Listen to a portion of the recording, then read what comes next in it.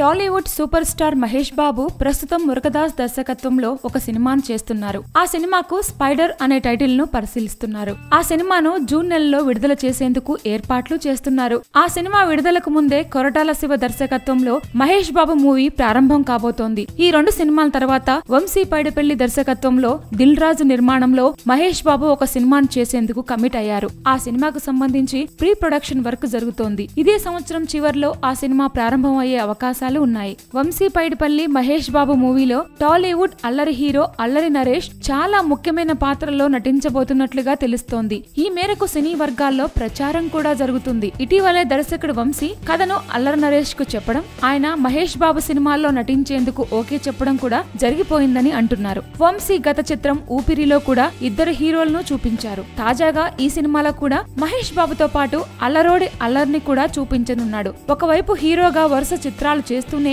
మరోవైపు ఇలాంటి పాత్రలను చేసేందుకు అల్లరోడు ఆసక్తి చూపుతున్నాడు. పాత్ర నచ్చటం వల్లే అల్లరి నరేష్ ఈ సినిమాని ఒప్పుకున్నాడంటూ సన్నిహితులు చెప్తున్నారు.